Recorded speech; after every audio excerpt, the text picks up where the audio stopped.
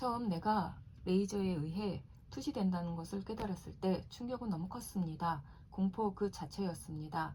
동네의 기반 범죄가 심한 곳에서 거주할 때입니다. 오전에 근처에 있는 큰 공원에 자전거를 타고 산책을 다녔는데요. 호수 보이는 노천 공연장이 있는 곳이 즐겨 찾던 장소 중 하나였습니다. 계단 끝에 올라 멍하니 생각에 잠겨 호수를 바라보곤 했는데 그곳은 그 시간에 사람이 거의 없던 곳이었습니다. 내가 그곳을 즐겨가기 시작하자 사람들이 그곳으로 많이 모였습니다. 호수를 보며 앉아 있는데 사람들은 휴대전화 카메라로 나를 찍어대는 겁니다. 전문가용 카메라를 가져온 사람들도 몰래 나를 찍다가 나와 얼굴이 마주치면 카메라를 다른 곳으로 돌리는 신용을 했습니다. 사람들이 왜 나를 사진 찍는 건지 이해되지 않았습니다. 그곳에 앉아 있을 때 근처 방송국의 헬기가 내 머리 위에서 뱅글뱅글 돌며 몇 분 동안 있던 적도 있었습니다. 그때 헬기의 바닥 부분에 있는 숫자도 보았습니다. 집에 오려고 할 때 항상 내 자전거에 다른 자전거가 바싹 붙어오다 앞에 다른 자전거가 오면 그 자전거들은 나를 추월해 지나갔습니다. 내가 투시된 게 아닐까 스스로 추리하며 투시되는 것 같다라고 자각하게 된 일들이 있습니다. 겨울에 공원에 갔다가 오던 길이었는데 눈이 많이 내려 쌓여 있었습니다. 당연히 두툼한 상하의에 패딩 점퍼까지 입고 있었는데요. 뒤에서 오던 여자가 놀라 나에게 말했습니다. 이렇게 추운 날 왜 그러고 다녀? 추울 텐데. 의문의 말에 나는 놀라 뒤를 보았는데 초라한 옷차림에 구질구질해 보이는 인상의 아줌마가 나를 보며 하는 말이었습니다. 내 눈에는 그 아줌마가 더 초라해 보였는데요. 영문을 모르겠어서 그 아줌마를 빤히 바라보았습니다. 옷 좀 제대로 입고 다녀. 옷이 없나? 라고 말하며 그 아줌마는 나를 불쌍하다는 뜻 바라보았습니다. 이상한 아줌마다. 자기 옷이 더 추울 것 같은데 생각하며 집에 왔습니다. 집에서 곰곰이 생각하다 내가 투시되는 건 아닐까 생각했습니다. 집에 올 때 보았던 사람들이 떠올랐습니다. 자전거 타고 올 때 정육점에 들리자 젊은 남자가 나를 보며 두 손으로 자신의 아랫부분을 감추는 듯한 동작을 했던 게 떠올랐습니다. 상가 근처를 올 때 사람들 서너 명이 모여 나를 보며 비웃음 짓고 침뱉고 건전하지 않은 대화를 하는 것 같은 느낌을 받았던 기억도 났습니다. 언젠가 온라인 마트에서 배달된 캔에 이상한 구멍이 있어 국립과학수사원에 의뢰한 적이 있었는데요. 그때 나와 대화하던 분이 갑자기 놀란 표정을 짓더니 나에게 무슨 색의 옷을 입었느냐고 묻던 적이 있습니다. 생맹이세요? 하고 나도 놀라 되물었습니다. 그러자 그분은 의뢰하러 오셨으니 사진을 찍어야겠다며 괜찮냐고 묻길래 끄덕였습니다.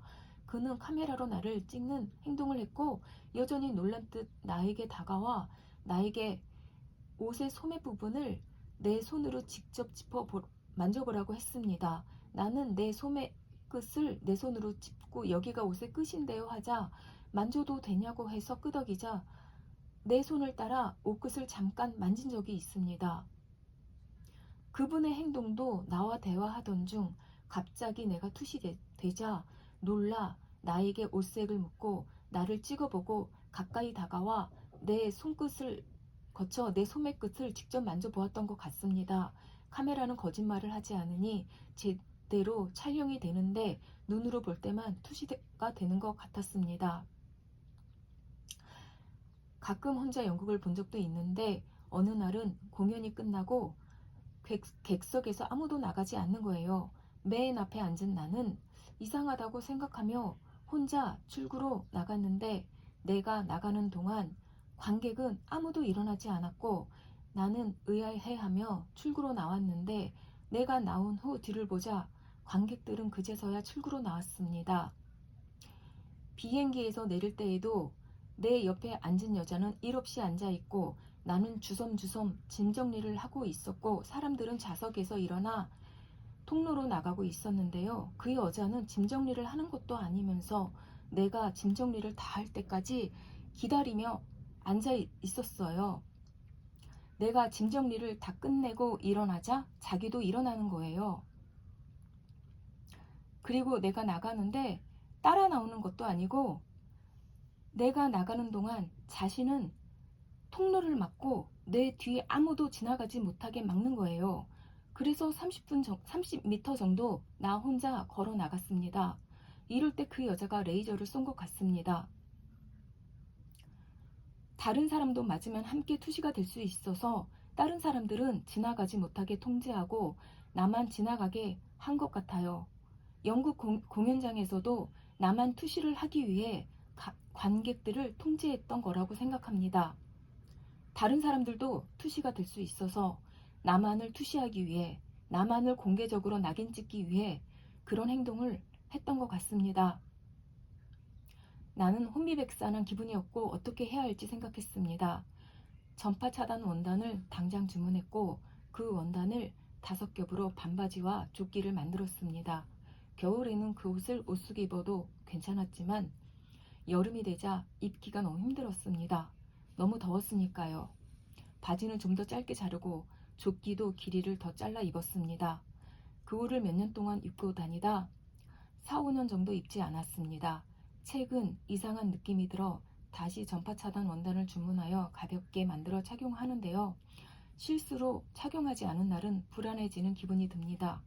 그럴 때 사람들에게 내 옷의 색이 무슨 색인지 묻고 싶은 충동을 느끼기도 합니다. 레이저로 인한 투시라니 참 어이없습니다. 마약을 하고 나신으로 돌아다니는 사람도 있고 신에게 버림받았다고 울부짖으며 나신으로 돌아다니는 사람, 애인에게 배신당했다고 복수하고 싶어 나신으로 돌아다니는 사람 등 사례는 있습니다. 그렇지만 레이저로 인한 투시라니요. 얼마나 잔인한 일입니까? 나를 공개적으로 살인하는 일 아닙니까? 내 인격은 뭐가 됩니까? 인간으로서 내 존엄성은 뭐가 됩니까? 그냥 죽어버릴까요? 나를 이렇게 고통 주는 잔인한 인간들을 잡는데 도움 주시겠습니까?